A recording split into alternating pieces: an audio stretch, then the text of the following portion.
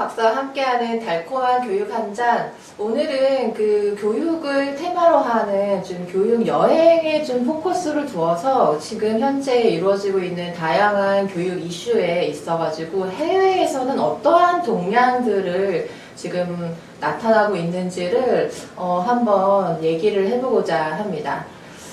지금 현재 우리가 여러분 환경 이슈에 대해서 얼마나 그 관심을 갖고 있는지 궁금합니다. 지금 기후 위기가 심각한 상황이 되면서 기후 변화에 대한 여러 노력들이 이루어지고 있는데요. 이러한 배경에서 우리 교육계에서는 어떻게 환경 교육을 다루어야 하는지에 대해서 한번 얘기를 나눠보고자 합니다.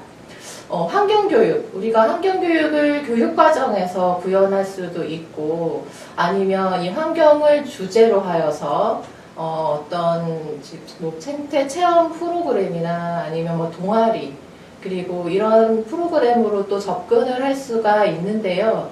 과연 다른 나라에서는 지금 이 환경교육을 어떻게 접근을 하고 있는지 그 사례를 한번 소개를 하고자 합니다.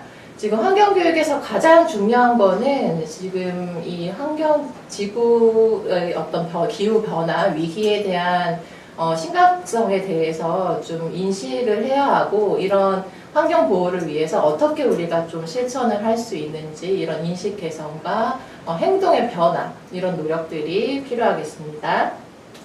네, 그럼 오늘은 덴마크, 여러분 덴마크 하면은 무엇이 떠오르나요? 우리 유산균, 덴마크 하면 유산균을 떠올리기도 하고, 이제 여러 생각들이 떠오를 수 있는데, 오늘은 우리가 덴마크에 초점을 두어서 덴마크에서 구현하고 있는 환경교육, 그 중에서 우데스콜레라고 하는 교육 프로그램이라고 할까요? 그 교육 과정이 있습니다. 그래서 오늘은 이 우데스콜레가 어떻게 환경교육과 접목하여서 적용하고 있는지 그리고 우리나라 맥락에서는 어떻게 이 우데스콜레를 적용할 수 있는지 이에 대해서 한번 얘기를 나눠보도록 하겠습니다. 네, 오늘은 이 우데스콜레를 이제 소개해주기 위해서 저희가 지금 그 에듀케이션 트래블이라고 하는 이 교육 매거진 지금 뒤에 화면에도 보여지는데요. 이 교육 매거진의 이제 챕터에 이제 정보를 작성을 해주신 트린 뱅스보 이제 연구원과 함께 이 우데스콜레에 대해서 한번 얘기를 나눠보도록 하겠습니다. Good morning, Trin. Today I'm just talking about Udeskole in terms of environmental case in Denmark. So what is the concept of the Udeskole? Can you explain for the Korean educator what does that mean? Yeah. So Udeskole is actually integrated in the normal school system. So the definition of Udeskole is that a school class in any kind of school goes out on a regular basis, at least half a day, once a week, for a whole school year. That's the definition.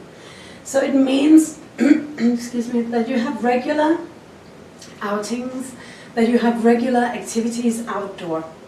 It can be in the countryside, but even city campuses can actually do Udeskole. And I'll tell you a little bit about why or how.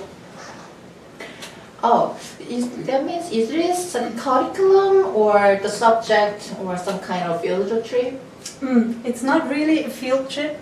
When you go this often, it's actually an integrated part of the activities in the school. And it can be applied to all subjects. So of course environmental issues are easier to study in the environment. But you can study Danish or English or math. And sometimes they choose to go 2 teachers and teach both subjects throughout the day. But the difference from a field trip is that you actually integrate the subjects both in and outdoor. So they have a very close connection. It's not just a one-off. It's not something you just do from time to time. They're very, very closely related. Oh, it is not just for based on the your explain, is not for field trip. It's kind of a regularly operated curriculum, I think. But here is your article. You introduce about a school in Copenhagen. I think, do you explain about the case in more detail, please? Yes. And the reason why I chose this was to explain that you can actually do this even if you're in the city. So we may not have wild nature at reach, but most schools have access to green areas or parks or community gardens. But environmental studies is also about how to preserve nature, and it is about nature, but it's also about water treatment plants or how to treat wastes, for instance. So it's also including visits to different facilities in order to understand how to better preserve nature. In that case, it means in anything, any place, any environment can be learning as tool. Yes. Right? Yes. So how do you in terms of that, and how's the environmental education really operated in Denmark? It is a kind of core, because the green growth and then net zero something. It is a global issue, right? Yeah. So many global citizenship education. It also included the environmental issue, but I'm very wondering in the environment education how to operate it in Denmark in the education field.